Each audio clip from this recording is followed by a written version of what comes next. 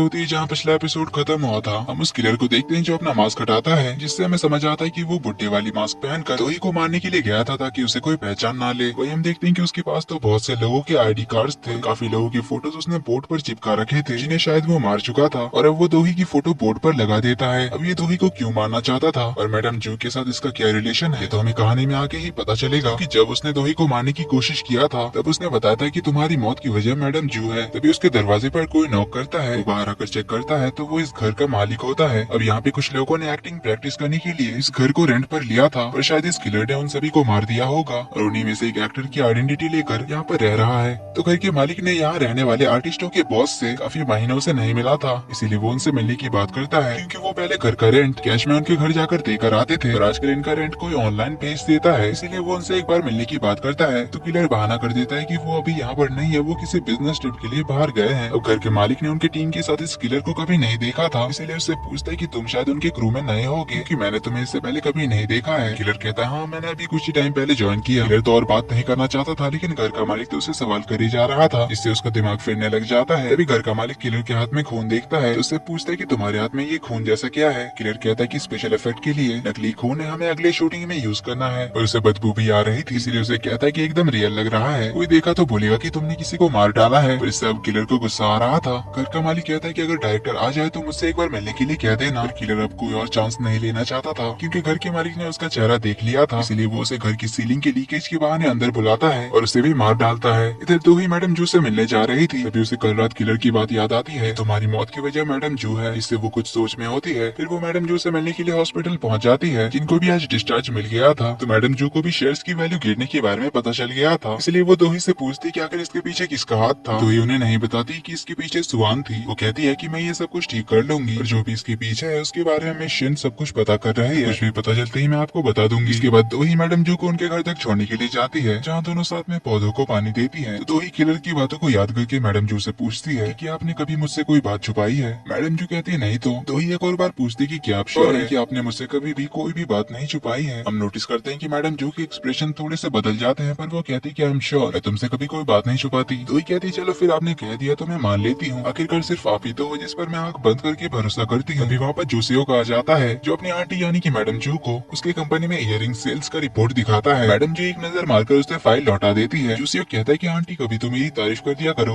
Madam जू कहती है कि इसमें तारीफ करने वाली क्या बात है, ये तुम्हारा काम है, करना तो तुम्हें करना ही चाहिए। जो सुन सभी हंसने लग जाते हैं। तभी दो ही ऑफिस जाने की बात करती है। जूसियो कहता है कि रुक जाओ मैं भी आता हूँ। मैडम जू उन दोनों को साथ में देकर कहती है कि तुम दोनों ही काफी वर्कहोलिक हो, इसीलिए तुम दोनों की जोड़ी अच्छी जमेगी, तो क्यों ना तुम दोनों शादी कर लो और साथ में बिजनेस संभालो। तो ही कहती है आप फिर से शुरू हो गई। मैडम जू कहती है कि इसमें क्या प्रॉब्लम है, तुम दोनों ब्लड से तो रिलेटेड नहीं हो। जूसियो कहता है कि क्या आंटी आप भी मजाक करती हो। तो ही कहती है कि इनकी बात पर ध्यान मत दो, ये मेरी शादी कराने के लिए मरी जा रही है। मैडम जू कहती है कि जब सच में मर जाऊंगी तब देखना। तो ही कहती है कि गॉड इतनी जल्दी आपको नहीं बुलाएंगे, डोंट वरी। कहकर दोनों वहाँ से चले जाते हैं। जूसियो भी अपना कार लेकर आया था, लेकिन वो दोही से कहता है कि मैं अपना कार लेकर नहीं आया, तो मैं तुम्हें तुम्हारी कार से ऑफिस छोड़ दूंगा। तो शायद हो सकता है कि जूसियो सच में दोही को लाइक करता है। अब उसने सोचा था कि दोनों अकेले होंगे, लेकिन वहाँ पर तो मिशन भी थी। जो दोही से कहती कि मिस्टर गोवान ने आपकी जान बचाई और उस डेट के लिए हमें उन्हें कॉम्पेंसेट करना चाहिए। दोही कहती हाँ कभी मिला तो उसे पैसे दे देंगे। जूसियो पूछता है कि आखिर ये गोवान कौन है। दोही कहती है कोई लड़का जिसके साथ मैं ब्लाइंड डेट पर गई थी। जो सुन जूसियो तो शॉकिंगली कार का ब्रेक दबा देता है, जिससे ये लोग तो डर जाते हैं कि अचानक से क्या हुआ। दोही तो ठीक थी, लेकिन मिशन की नाक से खून निकलने लग गया था, इसीलिए मिशन जूसियो को पीछे भेजकर कार चलाने लग जाती है। दोनों उससे पूछते हैं कि आप ठीक है ना। मिशन बताती है कि जब तक मैं ड्राइव करूंगी तब तक मैं ठीक रहूंगी। तो ही जूसियो से पूछते हैं कि आखिर तुम्हें हुआ क्या, मेरे ब्लाइंड डेट पे जाने की बात सुनकर तुमने ब्रेक क्यों लगाया। जूसियो थोड़ा नर्वसली कहता है कि वो क्या है ना कि तुम कभी डेट या फिर शादी की बात नहीं करती, और वैसे तो अभी तुम काफी यंग हो, इसलिए आखिर तुम ब्लाइंड डेट पर क्यों गई थी। तो ही कहती है और क्या रीजन हो सकता है। जूसियो शॉकिंगली पूछता है कि क्या तुम शादी करने वाली हो। तो ही कहती है नहीं तो मैडम जू ने मेरा दिमाग खा लिया था ब्लाइंड डेट पर मुझे भेजने के लिए, इसीलिए मुझे जाना पड़ा, वरना अभी मेरा शादी का कोई इरादा नहीं है। इस पर जूसियो कहता है कि फिर तो मैं भी शादी नहीं करूंगा। तो ही पूछती मैं भी से क्या मतलब। जूसियो फिर से थोड़ा बहाना करते हुए कहता है कि वो क्या है ना कि तुम्हारे जैसे यंग लोग आजकल जल्दी शादी नहीं करते, जो कि आज ट्रेंड बन चुका है, इसीलिए मैं भी शादी नहीं कर रहा। तभी दो ही नोटिस करती है कि जूसियो का टाई खराब है, इसीलिए वो उसकी टाई बांधने में हेल्प करने लग जाती है, पर वो भी बांध नहीं पा रही थी, लेकिन उनकी मजाक मस्ती चलती रहती है। इधर गोवान अपने डेमन मैनुअल किताब में ढूंढने की कोशिश कर रहा था होली क्रॉस के किसी इंसान में ट्रांसफर होने का रीजन और उसे वापस कैसे हासिल किया जा सकता है, लेकिन उसे डेमन बुक में भी इसके बारे में कोई इन्फॉर्मेशन नहीं मिलती। इसीलिए वो बटलर पार्क को कॉल करता है, उससे पूछता है उसे दोही के बारे में क्या खास इन्फॉर्मेशन पता चला। पार्क उसे बताता है कि उसका ब्लड ग्रुप है AB+। करेंटली वो मेरे ग्रुप की CEO है, जिसे इस इंडस्ट्री में सभी लोग मिराई ग्रुप की प्रिंसेस के नाम से जानते हैं और कंपनी में उसे डेविल बुलाया जाता है क्योंकि वो बहुत ही ज्यादा स्ट्रिक्ट है अपने काम को लेकर,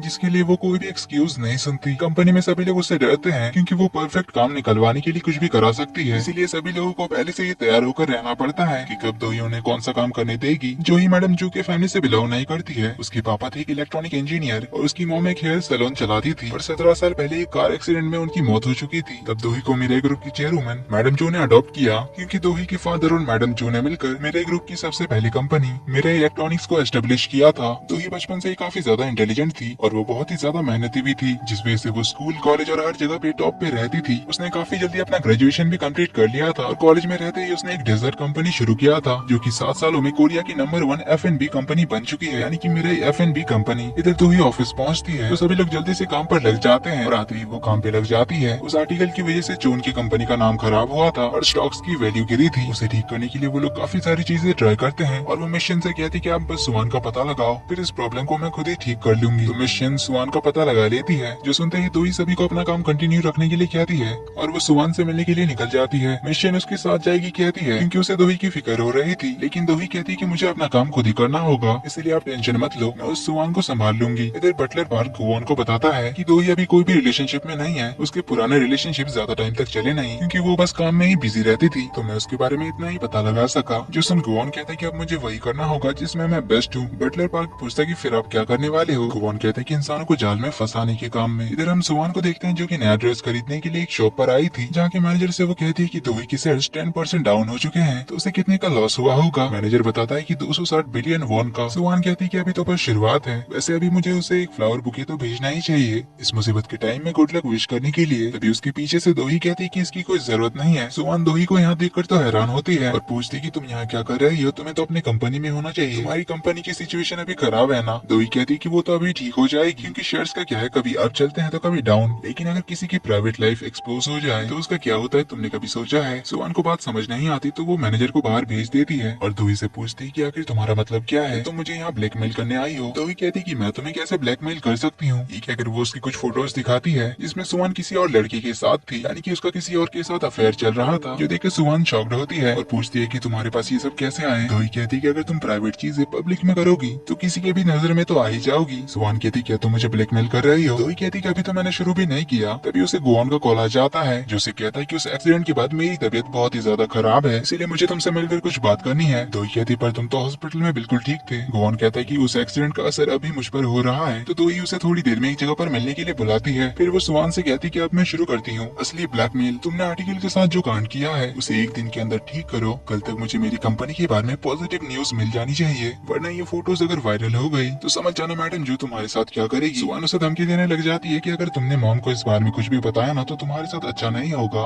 तो ही कहती कि आखिर तुम मुझे धमकी कैसे दे सकती हो। वैसे एक बात याद रखना, मैं मैडम जो से कभी भी कोई भी बात नहीं छुपाती, इसीलिए थोड़ा सोच समझकर काम करना, और एक बात मुझसे बिना वजह भिड़ने की कोशिश मत करना। अगर तुम्हें फाइट करनी है तो अपने भैया से करो, मुझसे नहीं। ये कहकर वो चली जाती है। इधर हम मैडम जो को देखते हैं जो कि चर्च के फादर के सामने अपनी कुछ गलतियों को कन्फेस कर रही थी। वो कहती कि मुझे पता है कि मैं मरने के बाद हेल में जाऊंगी, पर मुझे नरक में जाने से भी ज्यादा डर इस बात का है कि मुझे उसकी माफी नहीं मिलेगी, और जिससे वो माफी चाहती है वो है दोही। जिससे हमें एक छोटा सा फ्लैशबैक दिखाया जाता है 17 साल पहले जब दोही के मॉम एंड डैड की डेथ हुई थी एक्सीडेंट में, तो उनकी कार के ब्लास्ट होने के टाइम वहाँ पर मैडम जो भी खड़ी थी और उनके सामने ही दोही के मॉम एंड डैड की कार ब्लास्ट हो गई थी। तो आखिर दोही के मॉम एंड डैड के डेथ के पीछे का रीजन क्या था, आगे कहानी में हमें पता चलेगा। और आखिर मैडम जो दोही से क्यों माफी चाहती थी, इस बार में भी हमें कहानी में आगे चर्च में जाकर कुछ कन्फेस करती है, जिसमें वो कहती है कि मुझे नरक में जाने से भी ज्यादा डर इस बात का है, मुझे दोही की माफी नहीं मिलेगी। फ्लैशबैक में हम देखते हैं कि 17 साल पहले दोही के मॉम डैड के एक्सीडेंट के टाइम मैडम जो उनके कार के पास ही थी, उनकी मौत के पीछे का क्या राज है ये हमें आगे के एपिसोड में पता चलेगा। इधर हम बटलर पार्क को देखते हैं जो सोच रहा था कि क्या बॉस अपना काम कर पाएंगे, लेकिन उसे गुवॉन पर पूरा भरोसा था कि वो इंसानों को बड़ी आसानी से अपने जाल में फंसा सकता है, क्योंकि बटलर पार्क खुद ही 2 बार उसका शिकार बना है, जिससे हमें बटलर के पिछले जन्म का फ्लैशबैक दिखाया जाता है, जहाँ वो होपलेस होकर सुसाइड करने जा रहा था क्योंकि उसका बिजनेस सही से नहीं चल रहा था।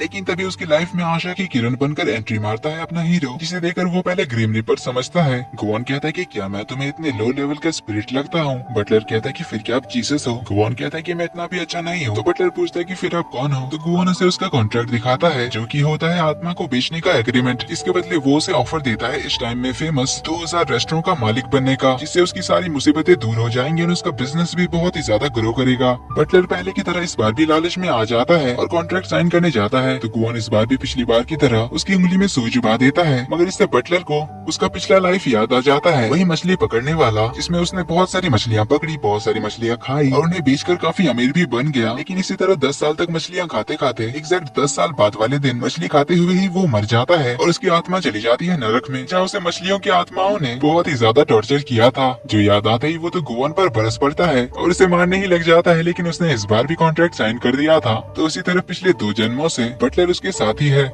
तो वो अपना खाना एंजॉय करते हुए कह रहा था कि अगर बॉस के पास पावर्स होती तो वो किसी को भी आसानी से अपने जाल में फंसा सकते थे, पर क्योंकि उनके पास अभी पावर नहीं है तो क्या वो 2 ही को अपने जाल में फंसा सकेंगे। अब उसकी ये बात गायोंग सुन लेती है, जो धीरे से आकर उससे पूछती है कि बॉस की पावर्स कैसे गई। इस पर बटलर के मुंह से तो बात निकल जाती है कि बॉस के हाथ से वो होली क्रॉस वही नाम के एक इंसान के हाथ में ट्रांसफर हो गया है। लेकिन जब वो गायोंग को देखता है तो वो चुप हो जाता है, लेकिन गायोंग तो उसे चाकू के नोक पर रखकर सारी बातें उगलवा ही लेती है। इधर 2 ही उस जगह पर पहुँच गई थी जहाँ उसने गुआन को मिलने के लिए बुलाया था, पर उसे आसपास ना देखकर कहती है कहीं उसका कुछ और तो प्लान नहीं है, वो अपनी बीमारी का बहाना देकर मुझे ट्रिक करने की कोशिश तो नहीं कर रहा। इसीलिए उसे कॉल लगाने जाती है, मगर तभी वो फाउंटेन के उस पार गुआन को आता हुआ देख लेती है। एंड अगेन गुआन का हैंडसम सा फेस देखकर अपनी दोही तो उसे देखती ही रह जाती है। तो गुआन पास आकर उसका कॉल करता है, जिसमें दोही कहती कि देखो तो तुम कहाँ से बीमार लग रहे हो, तुम्हारा चेहरा तो जैसे शाइन कर रहा है। गुआन भाई साहब तो फुल फ्लर्ट करने लग जाता है, कहता है कि क्या तुम्हें सच में लगता है कि मेरा चेहरा एकदम चमक रहा है। दोही कहती है छोड़ो ये सब, पिछली बार उस मिसअंडरस्टैंडिंग की वजह से मैंने तुम्हारा टाइम वेस्ट किया था, खाना भी खाया था, इसके लिए ये पैसे पकड़ो एज ए कम्पेंसेशन। गुआन कहता है कि मुझे पैसों की कोई जरूरत नहीं है, मेरे पास भी तुम्हारे जितने ही पैसे हैं। जोसन दोही कहती है कि ठीक है फिर, ये कहकर पैसे वापस लेती है और पूछती है कि फिर तुम्हें क्या चाहिए, क्योंकि तबीयत खराब होने का तो तुमने बहाना किया था और अगर तुम किसी डील के बारे में बात करने आए हो। दोही ने इतना कहा ही था कि गुआन कहता है कि उसकी जरूरत नहीं है, हमारे बीच अब कोई डील नहीं होगी। दोही पूछती है हमारे बीच से तुम्हारा क्या मतलब है। गुआन कहता है कि मेरे सिम्टम्स सच में रियल है, तुम्हारे साथ उस एक्सीडेंट के बाद पता नहीं मेरी बॉडी में कुछ अजीब सा बदलाव हुआ है, अब तो किसी काम में मेरा मन भी नहीं लग रहा है और ऐसा मैंने कभी भी फील नहीं किया। इस पर दोही कहते कि फिर किसी साइकियाट्रिस्ट को दिखाओ। इस पर गुआन कहता है नहीं, सिर्फ तुम ही मुझे ठीक कर सकती हो। ये कहकर उसका हाथ होल्ड करता है और उसे अपने थोड़े करीब लाकर कहता है कि मेरी हालत का जिम्मेदार तुम हो, तुमसे मिलने के बाद ही मुझे कुछ अजीब सा फील हो रहा है। ये कहकर गुआन तो उसकी आंखों में ही देखने लग जाता है, जिससे दोही भी उसकी आंखों में देखते ही रह जाती है। सीन कट होता है, गुआन दोही को कार से कहीं ले जा रहा था। दोही उसे कहती है कि मैं ये क्लियर करना चाहती हूँ कि मैं बस तुम्हारी हेल्प करने के लिए तुम्हारे साथ टाइम स्पेंड कर रही हूँ, इसका और कोई दूसरा मतलब तुम मत समझना, जैसे कि डेट या फिर और कुछ। सामने से गुआन दोही को अपना हाथ देने के लिए कहता है, दोही सोचती है कि कुछ ज्यादा ही जल्दी रोमांटिक बनने की कोशिश कर रहा है। देन वो अपना लेफ्ट हैंड उसकी ओर करती है,